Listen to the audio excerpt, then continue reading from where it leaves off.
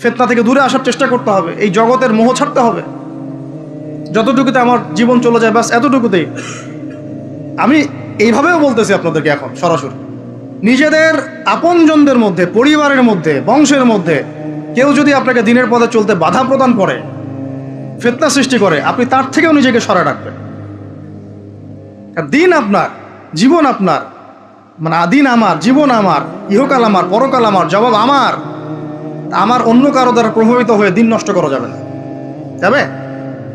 অনেক সময় হয় না, আমাদের বংশে, পরিবারে, কাছের অনেক মানুষ আপনাকে দিনের পথে চলার ক্ষেত্রে প্রতিবন্ধকতা সৃষ্টি করতেছে। আমি বলতেছি না ওদের সাথে আপনি সম্পর্ক নষ্ট করে দেন, কাট অফ হয়ে যান, এটা বলতেছি না। বলতেছি আপনি ইসলামিক দূরত্ব মেনটেন করেন, আপনি নিজেকে নিয়ে থাকেন, আপনি আল্লাহকে নিয়ে থাকেন।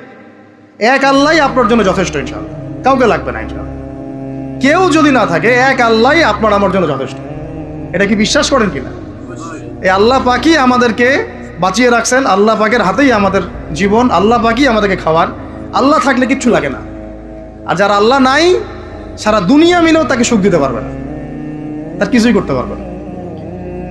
এখন আসলে আমাদের সাথে আল্লাহ আছে কি না একটু নিজেরাই বুঝতে পারবো।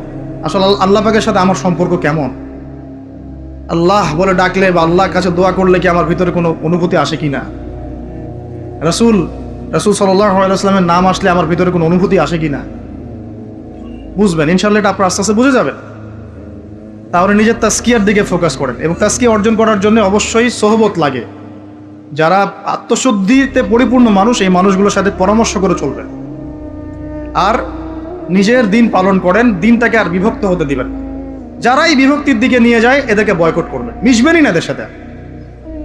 বরং আমি বলছি, বাংলাদেশে এমনিই তো শত শত দল হয়ে গেছে। এখন আপনি নিউট্রাল থাকবেন, নিজেকে বায়াসড করবেন না, নিউট্রাল থাকবেন। নিউট্রাল মানে নিরপেক্ষ। নিরপেক্ষ থেকে আপনি দেখবেন যে আসলে কার মধ্যে হকটা বেশি আছে। এরপর আপনার বুঝ অনুযায়ী কোরআন সুন্নাহর সাথে মিলিয়ে উলামায়ে কেরামের পরামর্শে যেদিকে তারা আপনাকে হেদায়েতের পথে নিয়ে যাবেন সেই পথে আপনি চলেন। ইনশাআল্লাহ আপনি ঠিক পথে থাকবেন। এই জন্য আমি একা একা থাকতে নিষেধ করি। উলামায়ে কেরামদের সাথে পরামর্শ করে চলবেন এবং ঐক্যবদ্ধ জীবনযাপন করবেন। আর কিছু ভাইয়ের মধ্যে যদি খারাপ কিছু থাকে, তাদেরকে একদম আন্ডার এস্টিমেট করে ধুয়ে রেখে দেওয়ার দরকার নেই। কারণ যার মধ্যে খারাপ কিছু আছে, ওর মধ্যে ভালোও কিছু আছে। খোলা মনে ভালোগুলো নিয়ে নেবেন, খারাপগুলো আপনি ছেড়ে দিবেন। এখন বলতে পারে, আপনি কিভাবে বুঝবেন ভালো কোনটা খারাপ কোনটা? নিজে পড়বেন, নিজে জ্ঞান অর্জন করবেন, আল্লাহ পাক বিবেক দিয়েছেন, বোঝার চেষ্টা করবেন এবং আলেমদের সাথে পরামর্শ করবেন। ব্যাস, আল্লাহ পাক এরপরে আপনাকে যে পথে নিয়ে যাবেন ইনশাআল্লাহ সেই পথে আপনি চলবেন। উম্মার বিভক্তি বাড়াবেন না। এরপরে যখন অর্থনীতির মধ্যে ঢুকবেন, ব্যবসা বাণিজ্য, রিজিক, চাকরি বাকরি, জান চলে গেলেও হারাম খাবেন না ইনশাআল্লাহ। আল্লাহ পাক তৌফিক দান করে, আপনাকে তৌফিক দেখ, আমাকেও তৌফিক দান। কারণ আমরা সবাই হারাম খাচ্ছি, আমি নিজেও ফিল করি। হারাম না খেলে আমাদের দোয়া কবুল হইতো। দোয়া যে কবুল হচ্ছে না বোঝেন না। কাবা ঘরে দোয়া হচ্ছে বিগত প্রায় 40-50 বছর থেকে, আল্লাহ ফিলিস্তিনকে মুক্ত করে দাও, মুসলিম ভাইদেরকে সাহায্য করো, নুসরা নাজিল করো। আপনি দোয়ার কি বরকত দেখতে পারতেছেন? দোয়ার কি ইম্প্যাক্ট পড়তেছে? রিজিক হারাম, রিজিক অনেক সময় হারাম হয়ে যাচ্ছে আমাদের। এমনকি হজের মতো মৌসুমে, উমরার মতো মৌসুমে আমরা যে গোশতগুলো খাচ্ছি বাইরে, এগুলো যে কতটুকু আল্লাহর নামে জবাই করছে আল্লাহ ভালো জানে। ভাবতে হবে তো, এগুলা পারতেছি না। আমি সত্যি বলতেছি যে আমরা হালাল খাইতেও পারতেছি না। মনে হয় চেষ্টা করতে হবে 100% হালালের উপর থাকার জন্য। যদি আল্লাহর নামে জবাই না করা হয়, সেটা কি হালাল হবে? যদি আমার টাকার মধ্যে সুদ থাকে, হালাল হবে? যদি আমার টাকার মধ্যে ঘুষ থাকে, হালাল হবে? বাংলাদেশের লক্ষ লক্ষ মানুষ নামাজ পড়ে মসজিদে, ঘুষখোর। বাংলাদেশের লক্ষ লক্ষ না, কোটি কোটি মানুষ মসজিদে নামাজ পড়ে, মুসল্লি সুদখোর। অনেক মসজিদ কমিটি আছে সুদখোর। ভাই, আমার কথা বলতে কোনো ভয়ে কাজ করে না, আর আমি কারো পরোয়া করি না, সত্য কথা বলতে, এক আল্লাহ ছাড়া। বাংলাদেশে লক্ষ লক্ষ মানুষ আছে মসজিদে, নামাজ পড়ে, সুদখোর, ঘুষখোর, দুর্নীতিবাজ, করাপ্টেড। আমাদের কথা বলছি, দাড়ি টুপিওয়ালা মানুষ, আমরা বহু দাড়ি টুপিওয়ালা মানুষ আছি সমাজে, চলাফেরা করি, আমাদের রিজিক ঠিক নেই, হারাম খাচ্ছি। দোয়া কবুল হবে? আল্লাহ পাক আমাদেরকে হারাম থেকে বাঁচান। এরপর পরিবার যখন গঠন করতে যাবেন, ভুল করে পরিবারে অনইসলামিক কোনো মতাদর্শকে স্থান দিবেন না। পরিবারের বউ বাচ্চা যেন পর্দা করে, খেয়াল রাখতে হবে। বিয়ে শাদী করার সময় খেয়াল রাখতে হবে কোন মেয়েটাকে বিয়ে করছেন। একটা মেয়ের বাহ্যিক সৌন্দর্য সব কিছু না। 3 মাস 4 মাস খুব মজা লাগবে, তারপর দেখবেন যখন আসল লাইফে আমরা ঢুকে যাই তখন দেখবেন দায়িত্ববোধটাই সবচেয়ে বড় কথা হয়ে দাঁড়ায়। এই রওনাক চলে যাবে, দিনদারিতা না থাকলে এই রওনাক চলে যাবে। মেয়ে দিনদার কিনা এটা দেখবেন সবার আগে। দিনদার হলে যদি একটু গায়ের রং কালো হয়, বিয়ে করে ফেলেন, বিয়ে করে ফেলেন। বিয়ে তো কঠিন করে ফেলছে সমাজ, জেনা সহজ হয়ে গেছে। মোস্তফা কামাল আতাতুর্ক যখন ক্ষমতায় আসছিল না, আমি সংবিধান চেক করলাম আজকে পড়তে পড়তে এক জায়গায়, ওই সময়কার সংবিধান তুরস্কের। মোস্তফা কামাল আতাতুর্ক যখন 1918 সালের পরে ক্ষমতায় আসছে, ওকে তো ক্ষমতায় বসাইছে ব্রিটেন। এ তো জানেন হিস্ট্রিটা, আপনারা অনেকে জানেন যারা পড়াশোনা করেন। ওর সংবিধানে লিখেছে যে একাধিক বিয়ে করা হারাম, আর অমুসলিম নারীকে বিয়ে করাও বৈধ। নাউজুবিল্লাহ, সব উল্টাই দিছে। আমাদের সমাজে এখন ওইরকম চিত্র দেখা যাচ্ছে যে আপনি 17 বছরে বিয়ে করতে পারবেন না, 17 বছরে আপনি জেনা করছেন। আল্লাহ মাফ করুক, বাংলাদেশে 17 বছর বয়সে জেনা করা ছেলে মেয়ের অভাব আছে? আদমশুমারির মতো এই কুমারিত্ব টেস্ট যদি করা হয় ছেলে মেয়েদের, তারপর দেখা যায় কি অবস্থা। তো বিয়েটাকে সহজ করা উচিত। বিয়ের বয়স একটা ফিক্স করা হয়েছে, এর সাথে তো আমরা এখন যুদ্ধ করতে পারবো না। পারবেন?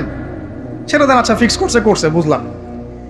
এখন ওই বয়সটা হয়ে গেলেই আপনার সন্তানের বিয়ের ব্যবস্থা করে ফেলেন এবং এটাকে সহজ করে দেন, এত জটিল করেন না, সহজ করে দেন যাতে করে ওরা জিনা থেকে বেঁচে থাকতে পারে। ভাই বিশ্বাস করেন, বহু দাড়ি টুপিওয়ালা মানুষ, এলেমওয়ালা মানুষ এইসব মিম্বরে দাঁড়ায় হক কথা বলতে পারে না জেনার কারণে। জেনার কারণে এই যে আমরা চলাফেরা করতেছি না, চোখের জেনা তো হচ্ছে অ্যাভেলেবল। অনেক সময় মনেরও জেনা হয়ে যাচ্ছে, মনে খারাপ চিন্তা চলে আসতে পারে না, দেখবেন মনের নূরটা নষ্ট হয়ে যায়। তখন আপনার ইমানের ওই তেজটা কাজ করে না। ভালো করে খেয়াল করে দেখবেন, যখন মনের মধ্যে এই নূরটা নষ্ট হয়ে যায়, কিছু একটা নগ্ন মেয়েকে দেখে ফেলছেন বা একটা মেয়েকে দেখে আপনার অ্যাট্রাকশন তৈরি হয়ে গেছে, হতে পারে, কিন্তু হতে পারে, আমরা তো ফেরেশতা না, হতেই পারে। তখন দেখবেন মনের মধ্যে নূরটা নষ্ট হয়ে যায়। ওই সময় আপনি কিন্তু এই ইমানের এই জাজবাটা শো করতে পারবেন না। তখন নবী সাল্লাল্লাহু আলাইহি ওয়াসাল্লাম বলেছেন, তখন যদি বাসায় স্ত্রী থাকে তোমরা স্ত্রীর কাছে চলে যাবা, নিজের প্রয়োজন মিটাই নিবা, তাহলে এই শয়তানি মন থেকে চলে যাবে। তাহলে তো বিয়ে কঠিন, এটা মিটাবে কিভাবে? অনলাইনে ঢুকলেই দেখবেন আপনি নগ্নতা নগ্নতা নগ্নতা। এই ছেলে পেলে আমাদের সাথে যারা ঢাকায় থাকে এরা যাতে আরো জানে কি আছে ওখানে, কি হয়। ছেলে ছেলে নাই আর মেয়ে মেয়ে নাই, মেয়ে আর মেয়ে নাই, ও নিজে ছেলে। একটা মেয়ের যে চরিত্র খারাপ এটা বোঝার জন্য এতটুকু যথেষ্ট যে ও মোটর সাইকেলের পিছনে বসছে কিভাবে, এটা দেখবেন কেন। একটা আপনার শালীন দিনদার স্ত্রীকে নিয়ে যদি আপনি মোটর সাইকেলে জানো, দেখবেন তার বসার ধরনটা কেমন, আর যাদের সাথে এই যে ফ্রি মিক্সিংয়ে প্রেম প্রীতির সম্পর্ক করে এদের বসার ধরনটা কেমন। বসাই আপনাকে বলে দেবে কত বড় বেয়াদব, কত বড় আদবহীন বেহায়া একটা মানুষ। আমার কথা ইশারা দিচ্ছি, সব তো বলা যাবে না। তো এটাকে সহজ করবেন, এখানে দিনদারিতাকে প্রাধান্য দিবেন, ভুলেও দুনিয়াদারিকে প্রাধান্য দিয়েন না। ও বাপের কয় টাকা আছে, ওর বিয়ে করলে আমি পাবো কি, কত সুন্দর ঐশ্বরিয়া রায়ের মতো কিনা, এগুলো দেখার দরকার। এগুলো থাকে না, আস্তে আস্তে চলে যায়, দিনদারিতা থেকে যায়। ইব্রাহিম আলাইহিস সালামের স্ত্রীদের কথা আজকে আমরা স্মরণ করি না? হাজেরা আলাইহিস সালাম, তার ওই সবর, সাফা মারওয়ার সাই, তাওয়াক্কুল আল্লাহর কাছে এত পছন্দ হয়েছিল যে কিয়ামত পর্যন্ত যত মানুষ হজ করবে, সাই না করলে হজ হবে না।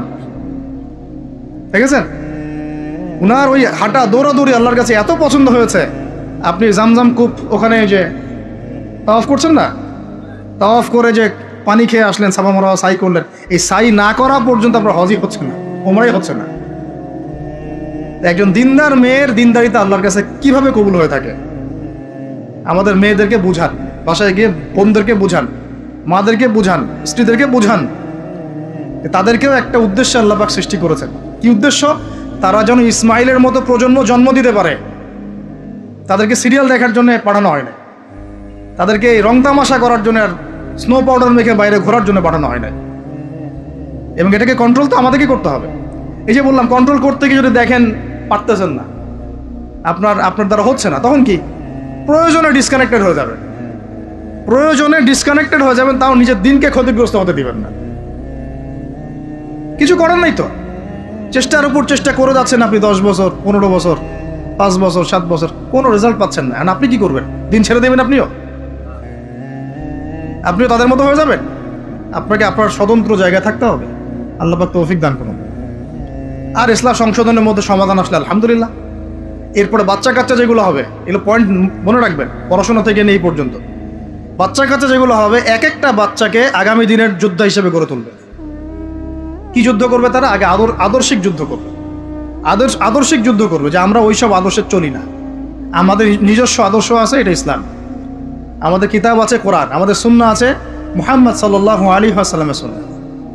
এরা বৈষয়িক শিক্ষাও শিক্ষিত হবে, ইসলামিক শিক্ষাও শিক্ষিত হবে ইনশাআল্লাহ। এরপরে এদের দ্বারা ইনশাআল্লাহ এমন জেনারেশন আমরা গড়ে তুলব, যেই জেনারেশন আগামী দিনে ইসলামের পতাকা বহন করবে ইনশাআল্লাহ। আমরা যেটা পারি নাই, চেষ্টা চালাবো, আমাদের বাচ্চাদেরকে গড়ে তুলবো ইনশাআল্লাহ। পারা যাবে না? আল্লাহ পাক আমাদেরকে এই সব উদ্দেশ্যে দুনিয়াতে পাঠাইছে। এভাবে ইনশাআল্লাহ আমরা এলেম অর্জন, তাসকিয়া অর্জন, আমল বাড়িয়ে দেওয়া, হালাল খাওয়া, পরিবার গঠন করা, প্রজন্ম গঠন করা, এই কাজগুলো করতে করতে করতে আমরা আগাবো ইনশাআল্লাহ।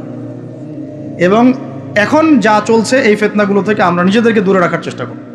আর যেখানে যেখানে যেখানে মুসলিমদের এগেনস্টে এ কাফের, মুশরিক, জালেম, মুনাফিকরা পদক্ষেপ নেবে, আমরা আমাদের সাধ্য মতো এটাকে প্রতিহত করবো। হয় জবান দিয়ে প্রতিহত করব, নাহলে লিখে প্রতিহত করব, নাহলে কোনো সাহায্য করে প্রতিহত করব, নাহলে অ্যাটলিস্ট দোয়া করে প্রতিহত করব। কিছুই নাই, কমপক্ষে কি করবেন? দোয়া করুন। কিছু নাই, কমপক্ষে দোয়া করুন। কিন্তু কোনো অবস্থাতেই আত্মসমর্পণ করবেন না এদের সামনে। ওদের সামনে কোনো অবস্থাতেই জালেমের সামনে হাঁটু গেড়ে দিবেন না।